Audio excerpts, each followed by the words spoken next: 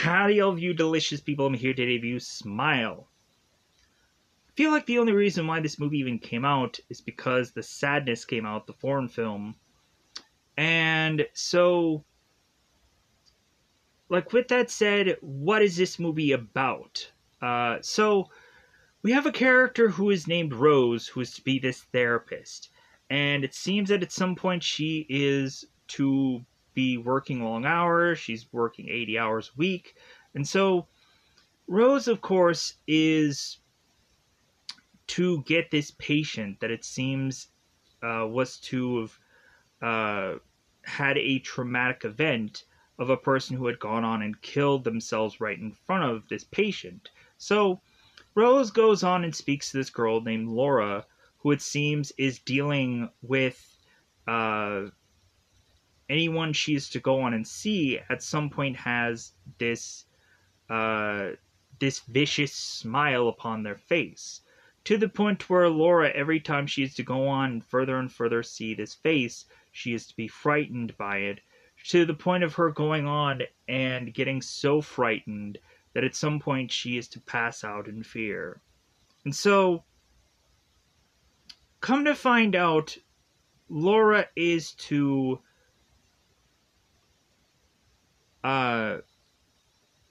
become back into consciousness long enough to just go on and kill herself. And so then Rose, after going on and witnessing this moment of Laura killing herself, with a smile upon her face, Rose is to realize that she has gone on to get the infection that Laura previously had, and now Rose is dealing with these moments where there are to be a number of people that are all smiling around her, to the point of even Rose needing to stop and be like, wait a minute, was that person smiling? And trying to figure out what is happening for Rose here within this film. And so, now that I've gone on and technically explained this movie, I feel like if you were to have gone on and seen the trailer of this movie and then gone on and seen the movie, I feel like the trailer does ruin it for you, especially the actually scary parts of this movie. And so, for this film, I honestly felt that this movie was boring. I feel like this film is to be a build up to the scary parts, and once we actually get to the scary parts, I'm not actually that scared.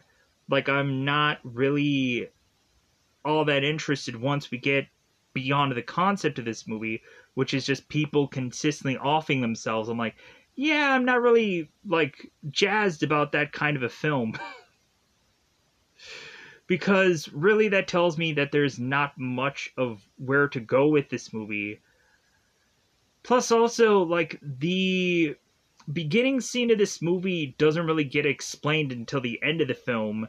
And I was like, okay, so, not only is this movie at some points kind of predictable, to where it's like, okay, here's the wind up, here's the scare, I could have expected that. But also, there are certain points where I'm like, well, that's where that thing is going to be, yada, yada, yada. And come to find out, yeah, exactly. And then it's like, oh, wow, that really wasn't all that surprising. So, with that said, I would go on and just grade Smile to be bad. It's a bad film, but at the end of the day, you can go on and say that you can see this movie for absolutely free. Especially, you can go on and just watch it currently at the second's recording. You can watch it in a goofy, bootleg kind of theatrical version. So, with that said, where can you go on and find this movie? So, the first thing that I would recommend everybody going on and hopefully finding through Google Play Store is an app called Play UHD. Those are two different words. Play UHD. So, search these words, go on and find an app that has the logo Fox HD Movies, And you should be able to go on and hopefully be able to watch Smile, the theatrical, goofy camcorder cut for absolutely free to kind of see if you'll be interested in this film or just want to just kind of get another film under your belt, so to speak. Next up, you can also go on to, and this might be like a premium access thing. There's an app called Doxy, Doxcy.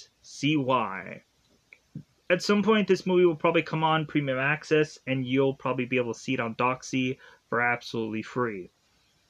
The third option would also be 123 Movies. This, of course, would possibly be at some point you can either see the camcorded goofy version, or at some point you can also wait till the premium access version. You can go on and see Smile for absolutely free. Or you can go on through Google search and search the word Yes Movies.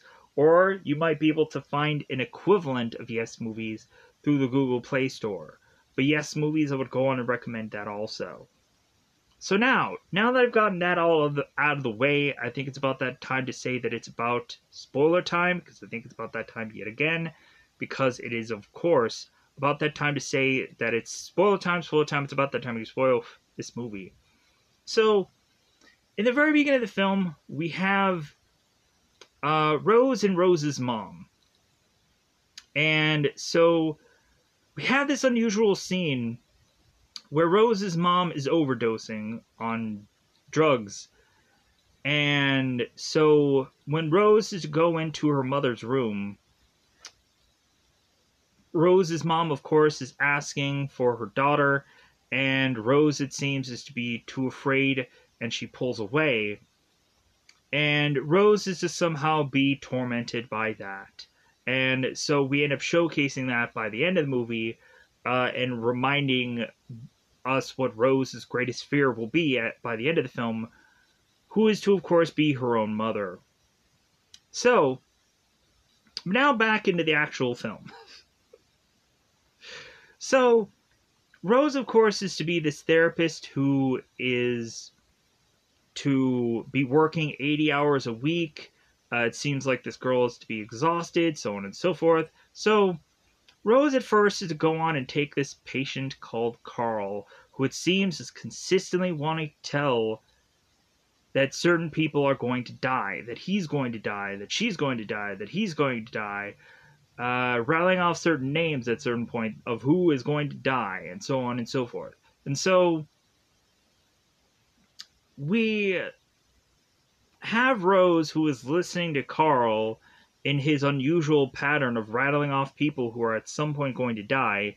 And Rose is just like, well, okay, I think since, like, the only thing that we're really going to get out of this guy is that people are going to die, I think we should just kind of have Carl being sent to just kind of be monitored or kind of being looked after, so that way, like, this guy could possibly be on, like, suicide watch, so we can hopefully avoid him from being killed off by his own self, because maybe he's just thinking that he's going to die soon. So Rose is to go on and speak with Dr. Morgan, and Dr. Morgan is, of course, upset with Rose because it seems that Rose had admitted a girl who doesn't have insurance. And so Rose is just like, well, yeah, but she needs medical care. And Dr. Morgan is like, well, yeah, I just wish you would have gone on and told me about it so I could have something to spin to kind of like the board of trustees or whoever the higher ups are for this film. And so Dr. Morgan is to also ask Rose, it's like, well, have you been here all day? Like, have you, like, this is probably a long day for you. And so, like, have you been here? Like, how long have you been here for? And so by the time that Rose is to realize, like, well, yeah, like, I have been here very long. And so she finally goes on and leaves for the day, gets her coat and everything and getting ready. All of a sudden, she ends up getting one last phone call that, of course, Rose is to go on and take. So Rose ends up finding out about this next patient, who is Laura Weaver, who is to have been admitted into this hospital because she was to go on and witness a guy named Gabriel who was to go on and hammer himself in the face and kill himself off. And so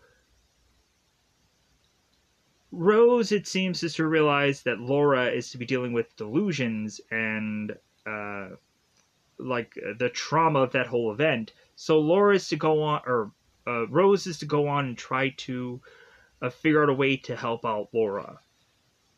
So Rose is going on to talk to Laura, and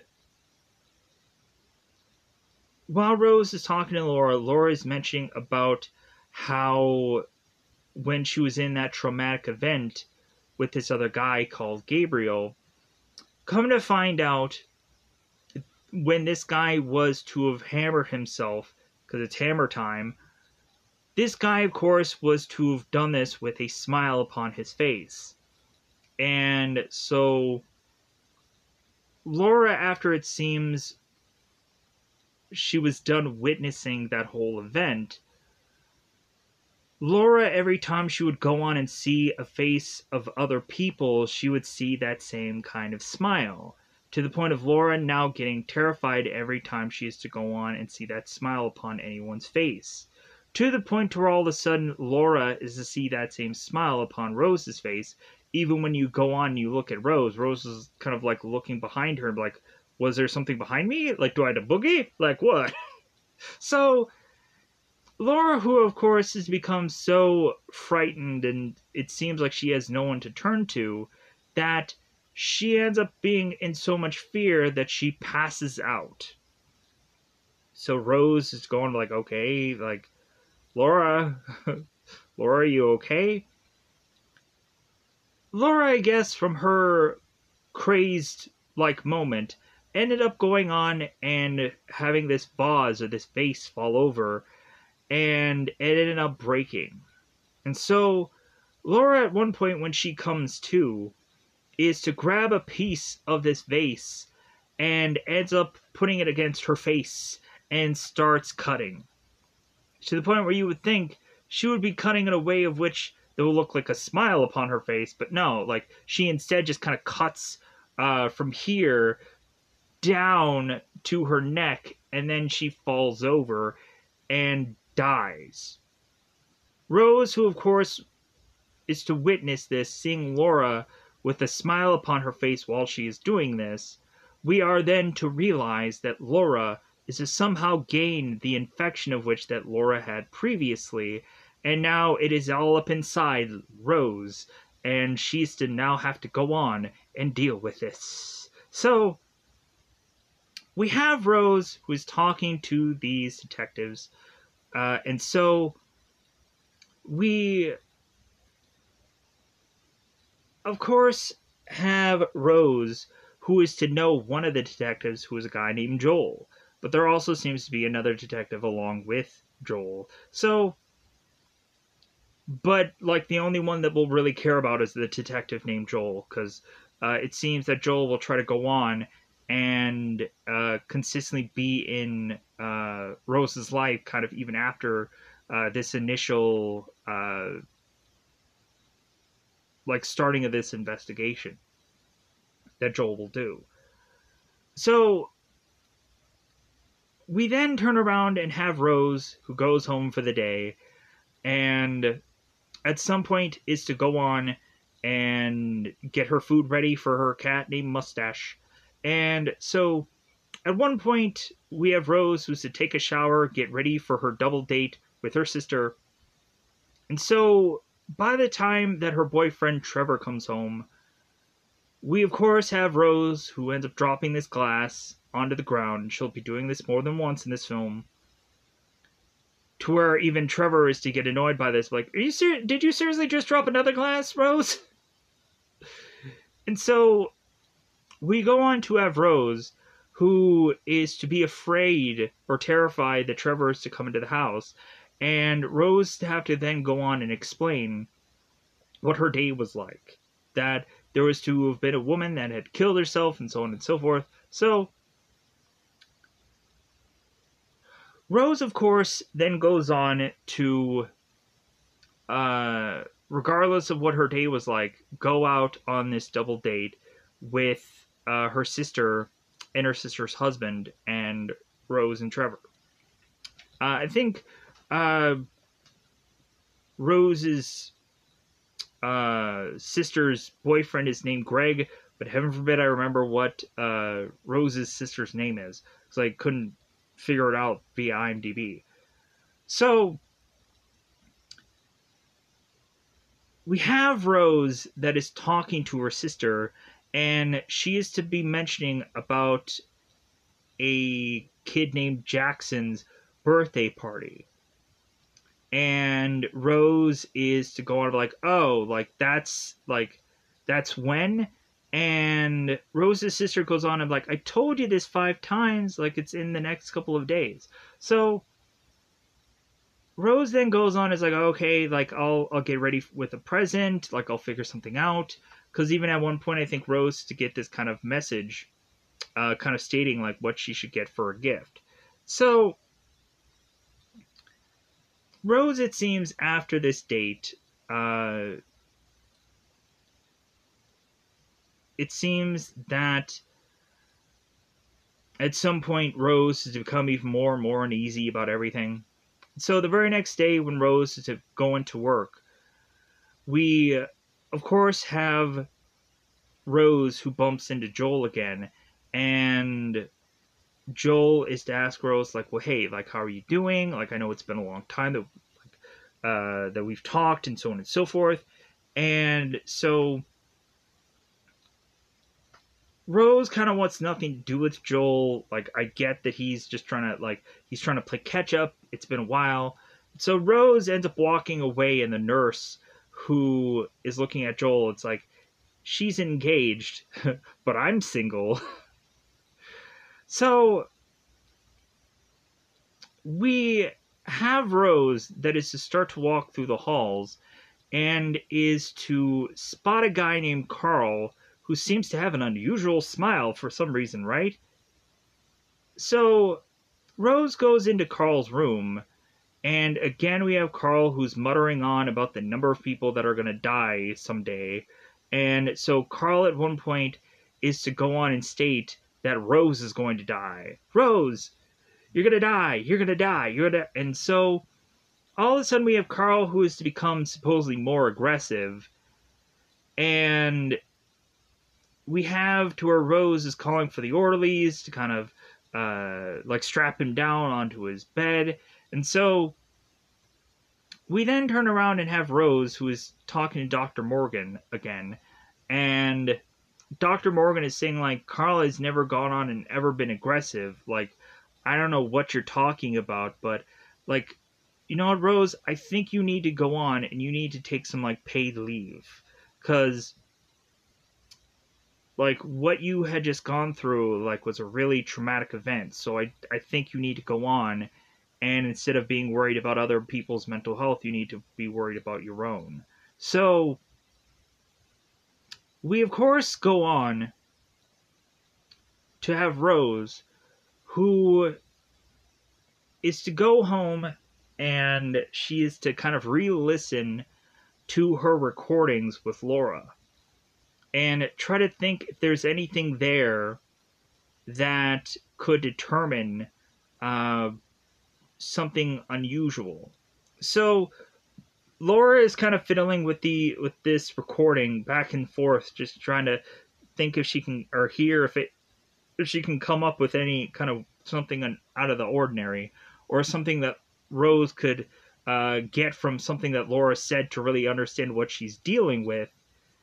And all of a sudden, we then have this this alarm for Rose's security go off, and Rose again is to drop this glass and is to run to try to put in the passcode for this security. And then all of a sudden, she ends up getting this phone call. And it's the security company who's like, well, hey, like, give us your name and password and so on and so forth. And Rose ends up giving that up. So all of a sudden, when Rose is to talk to this individual, it seems that all of a sudden she's to realize that this person isn't to really be the security people, it's to be whoever the evilish character really is. And so Rose is to all of a sudden then realize she's back in this room, and like the phone is to be on the hook, and Rose is like, okay, what happened? And so then Rose is to pick up the phone because it's going to ring, and it's going to be the security who is to ask for the name and password again. So we go on and have at one point where we of course have Rose who is to talk to Trevor and explain to him that she feels that whatever Laura was dealing with has gotten passed down to her somehow, as if like Laura is to somehow be infected or be possessed by whatever Laura was dealing with. And so we also have a scene here where Laura is to realize that their cat is gone. And so, did I say Laura? I meant Rose. We have Rose, who is to start to look for her cat, Mustache. It's bizarrely gone. Rose tries to go on and use these little treats or little something to try to get the cat back into the house, but it seems that the cat is bizarrely gone.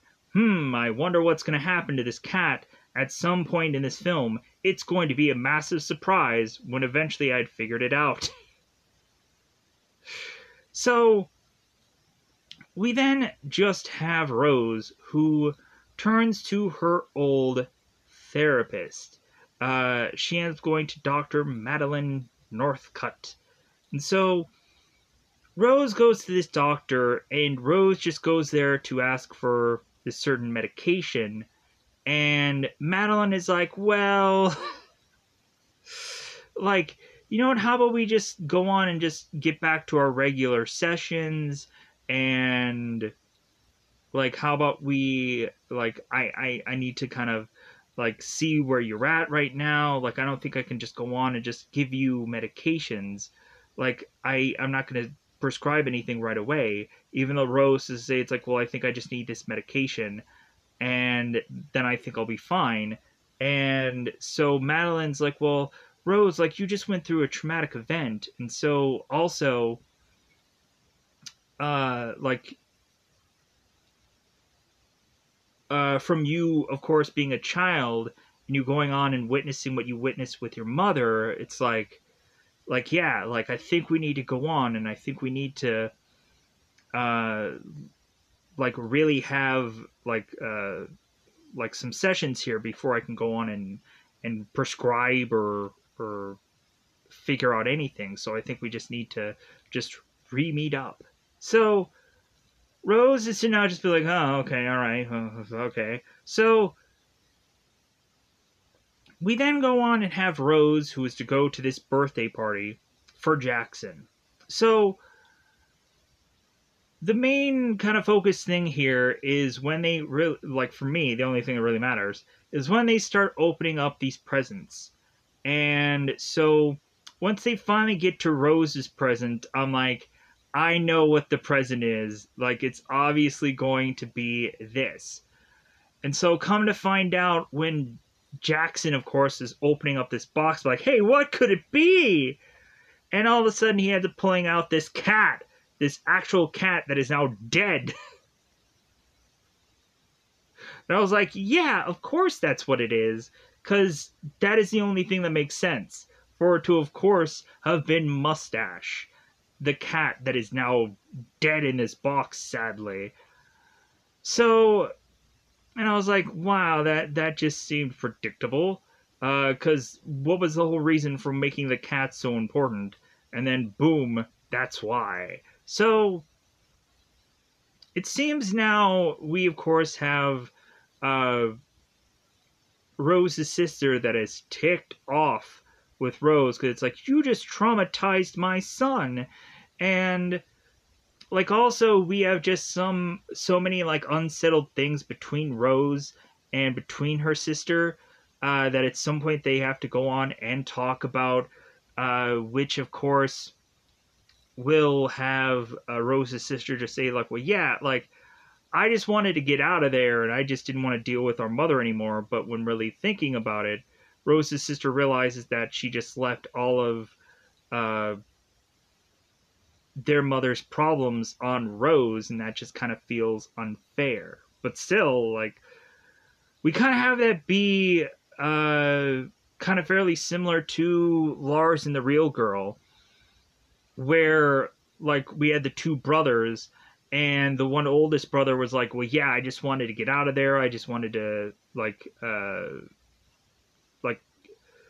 go and live with my wife and this and that, and like and then he realizes that he left all of the problems uh with their father, with Ryan Gosling's character. And then Ryan Gosling, there's probably a reason why he was delusional in that movie and was to be pretending that he was in love with a doll, because when really looking at it, yeah, the guy probably had a lot of issues that were never resolved. So, but going on. So, we had at some point where Rose's sister was to walk away from the car, and then she walks back to the car, and I'm like, okay, like, I think I saw this in the trailer. And so all of a sudden we have Rose's sister's head, then it's kind of like swinging and like falling, or swinging and like kind of rocking back and forth right in front of Rose's face by this car, and she ends up freaking out. So we then have Rose that is trying to figure out or backpedal to figure out if Laura is to not be patient 0, that she is to be patient X number of people, then we are going to try to have had some point had Rose try to figure out the patient 0 character, to figure out if at any point a number of people who had all been conflicted with this figured a way out. So we have Rose who realizes that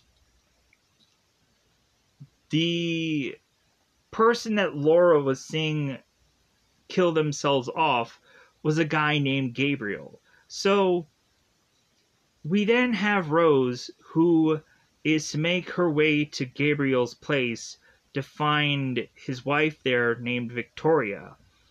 And so now Rose is to try and see if Victoria has any like evidence or any kind of thing that would have shown what Gabriel was dealing with.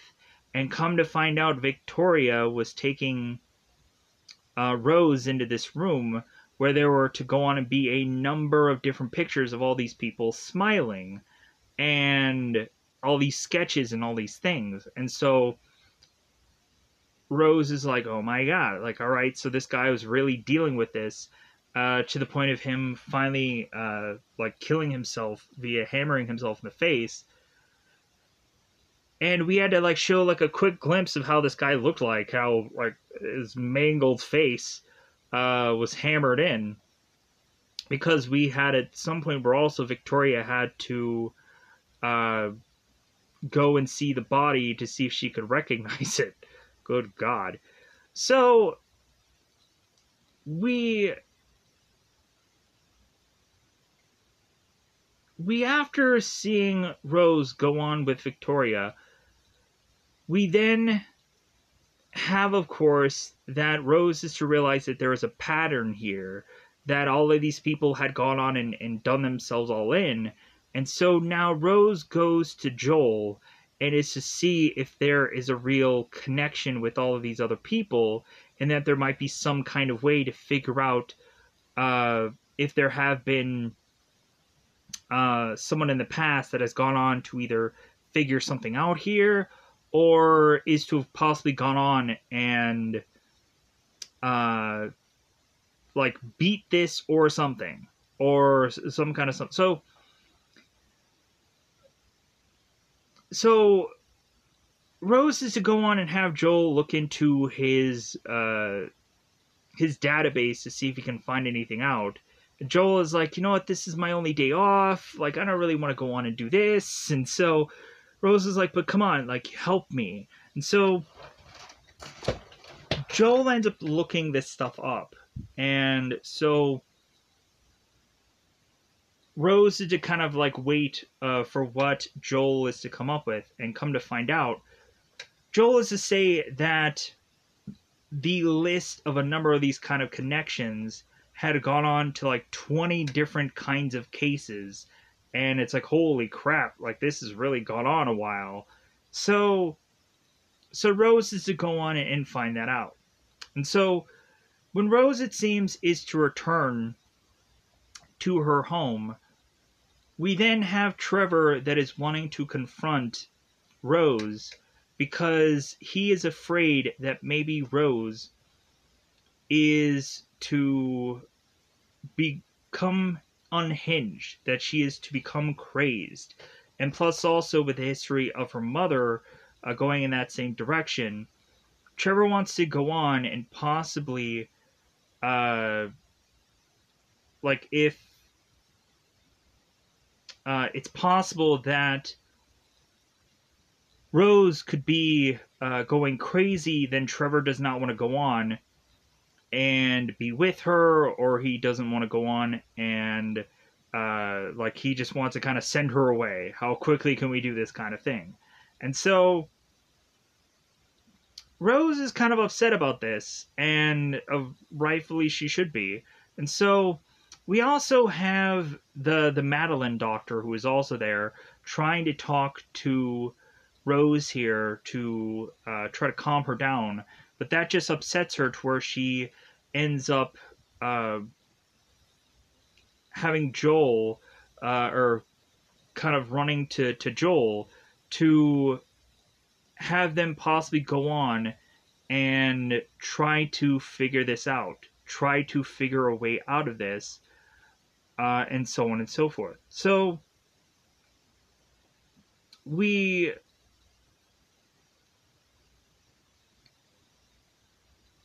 have Joel, who goes on to find out about a guy named Robert, who it seems is to have somehow gotten away from this infection, and he was not to end up like everyone else was. So the whole thing of it is that this guy had gone to prison because he had killed somebody. So Rose goes on to meet this guy in the prison to try to figure out how he went on and beat this. And so Robert is going on and telling Rose, it's like, well, I'm only going to tell you if this Joel guy, if he leaves, because he's a police officer anyways. So Joel leaves, and so Rose mentions that a patient of hers is dealing with this problem, and that is the reason why she has come to Robert, because he has beaten it before. And so Robert goes on to explain that what you have to go on and do is you have to go on and kill somebody and have someone go on and see this, and then of course you could be able to pass that on to somebody. It's the whole like trauma of a death that is to go on and get someone else infected by this. And so we then have Robert, who is talking further and further to Rose, and then Rose lets it slip that the main reason why like she's actually here is because she's actually dealing with this. And Robert goes berserk after that. He's like, oh my god, you're infected and you came here?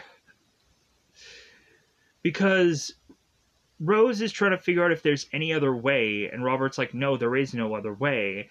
And Rose is like, well, I can't kill anybody. Like, I can't kill a person. And Robert's like, oh my god, like, are you the one that is actually inflicted with this? And then we, of course, have Rose, who confesses, well, yeah. Robert freaks out and is starting to, like smack all these guards and all this craziness. And so Rose and Joel leave, and so Joel is like, what did he tell you? And Rose is like, well, nothing. So Joel, who might go on in future, maybe get infected, he doesn't even know how, like, you should go on and tell, like if somebody has the answer of this, like, you should go on and spread it around. But, I don't know, I guess not. So, Rose goes on to go back to her place, and after that whole moment. And so, we have Madeline who comes by, and it's like, well, hey, like, I hated how our last session left, and so, like, I think we should go on and talk, and so on and so forth. And so, the more and more that Rose is talking to Madeline, it's like, okay, like I think something good can come out of this. All of a sudden, Rose is getting this phone call, and it ends up being Dr. Madeline to kind of mention, it's like, well, hey, I hated how we left things, so I thought I would give you this call, la la la la.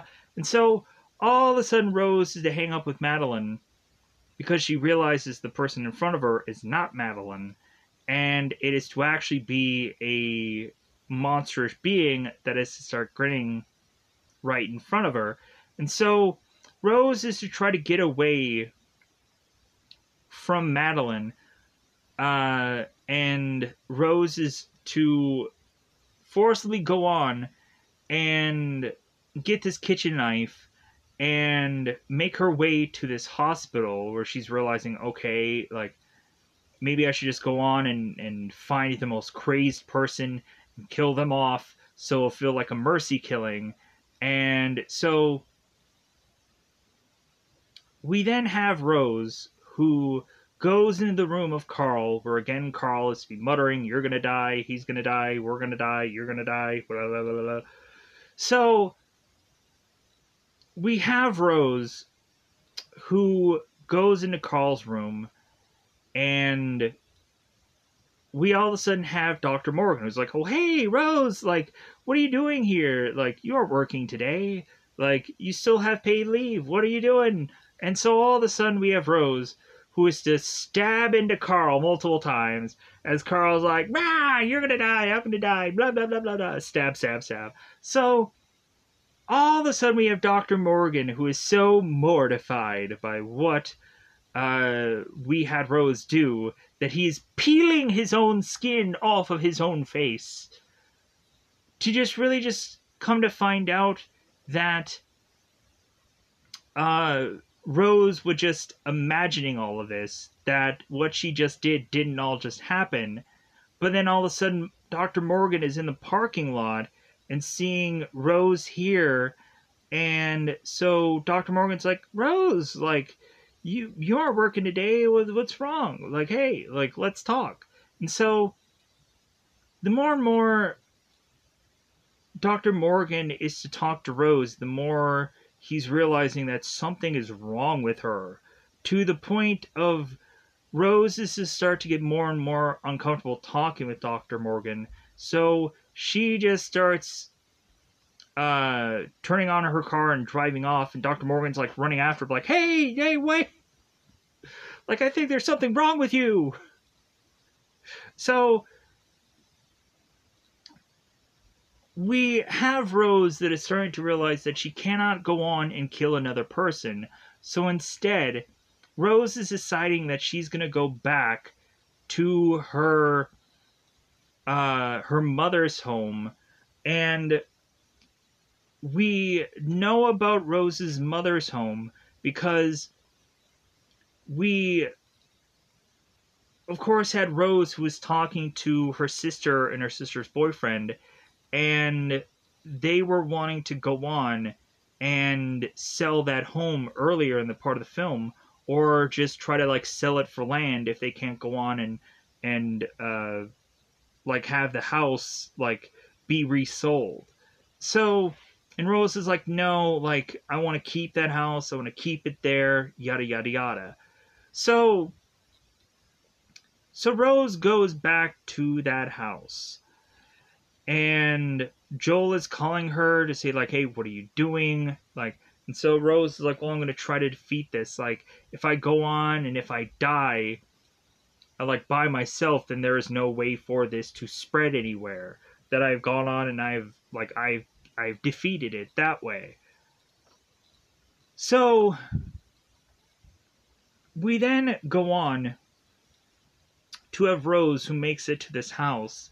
And of course, this house, she's to go throughout all the rooms.